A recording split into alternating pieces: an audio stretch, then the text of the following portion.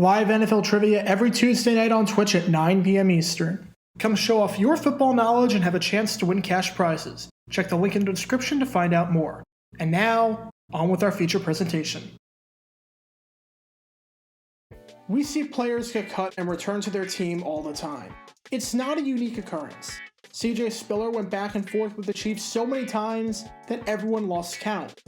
Ben Koyak was on and off the Jaguars on a seemingly weekly basis. But there are certain instances that are more unique than others. There are certain decisions that just don't seem to make a whole lot of sense, just because of the nature of it. Imagine a heated battle in training camp between two players that goes all the way down to the wire. It's the rookie against the veteran for the final spot.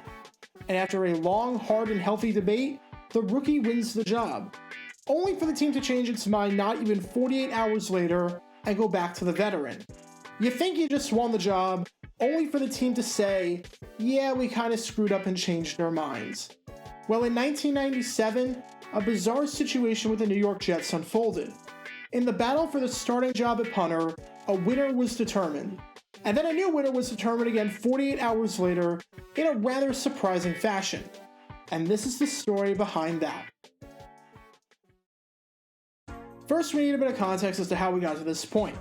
Entering the 1997 season, the Jets were coming off of a disastrous 1-15 season. With that, a new coach was hired, with Bill Parcells now leading the charge, taking over general manager duties as well. How Parcells became the coach of the Jets is a whole story in itself that I won't get into here. But in short, Parcells had a lot of roster decisions to make. One of those decisions had to do with what the Jets were going to do at punter. Brian Hansen was the incumbent. He had been around for a long time, getting drafted by the Saints in 1984, and even making it to the Pro Bowl as a rookie. After spending some time with the Saints, Patriots, and Browns, he joined the Jets in 1994, and he was fairly solid. In 1996, he even averaged a career-high 44.5 yards per punt, which ranked 8th across the entire league. Even though he was getting up there in age, he was still a really solid punter that was definitely in the top half of the league. The problem, though, was the elephant in the room regarding his age. Brian Hansen was going to be 37 years old when the 1997 season began. While specialists can play into their late 30s and their early 40s, and even their mid-40s in certain cases like Adam Vinatieri, Parcells wasn't thinking about this year. He knew that Hansen could still punt. But remember, the Jets were 1-15 the year before, and they were still trotting Neil O'Donnell back there at quarterback. This was not going to be an overnight fix. This was going to be a long-term rebuild, and Parcells knew that. By the time the Jets would be ready to compete in his eyes, Hansen would be 39 or 40, and then the team would have a serious issue at punter.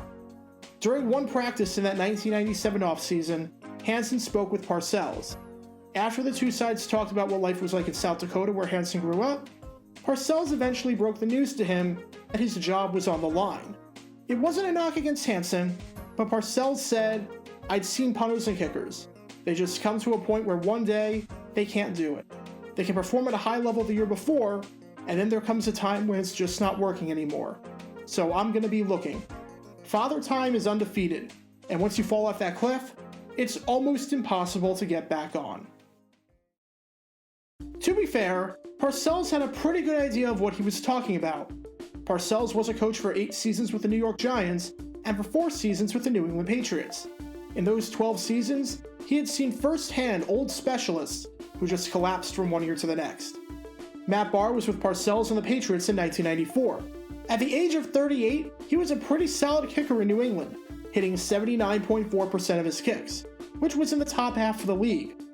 The following year, the longtime veteran at the age of 39 fell off that cliff, hitting just 69.7% of his kicks, which ranked 29th in the league out of 32 eligible kickers. I don't know how Matt Barr keeps popping into my videos, but if you want to check out one vid that he's popped in, click the card in the upper right corner. On top of that, Parcells saw what happened to punter Dave Jennings during his time with the Giants. In 1982, the year before Parcells got there, Jennings was a Pro Bowl punter. By the time Jennings hit his mid-30s, though, he was one of the worst punters in football. During the 1984 season, Jennings averaged just 40 yards per punt, which was in the bottom third of the league. And he had 3 punts blocked, which was the most in all of football. The 4-time Pro Bowl punter and 2-time first-team All-Pro was a shell of himself once he entered his mid-30s once the mid-1980s rolled around. Basically, Parcells saw this firsthand in his tenure with the Giants, and saw this firsthand in his tenure with the Patriots. He didn't want a repeat of that. He knew anymore.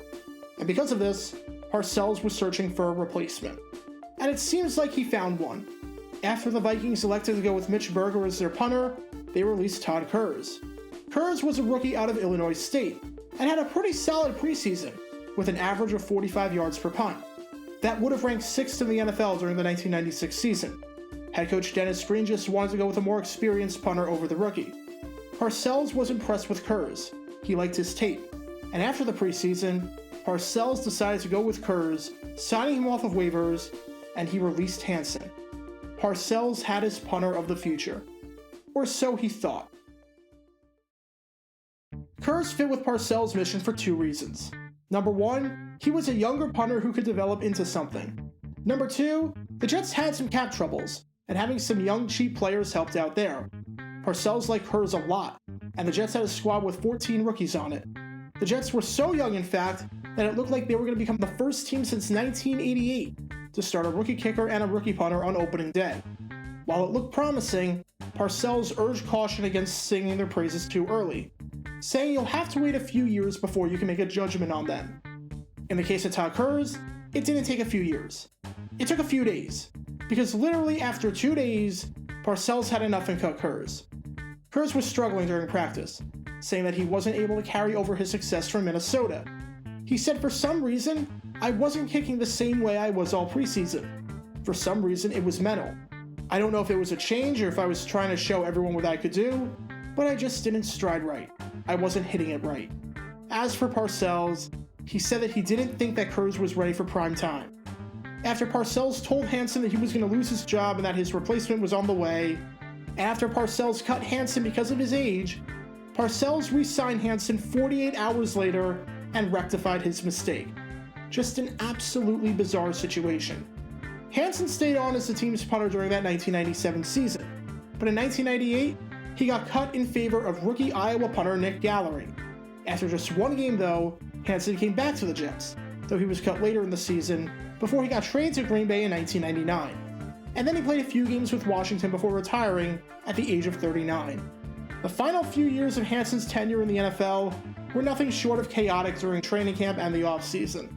He got cut, only to come back 2 days later once Parcells realized that he had made a mistake. The NFL can be a fickle beast. If you want any better example of that, just ask Bill Parcells, Todd Kurz, and Brian Hansen. Talk about a crazy 2 days for the New York Jets. Be sure to like this video, ring the notification bell, subscribe down below if you haven't already, as it helps the channel out a lot, and be sure to check out Twitch every Tuesday night at 9 p.m. Eastern for your chance to play NFL trivia and win cash prizes. Link in the description below.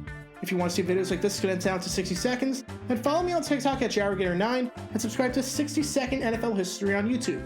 Also, special thanks to all of our Patreon supporters for helping out the channel. Your support is greatly appreciated. See how you can become a patron and request future video topics in the description below.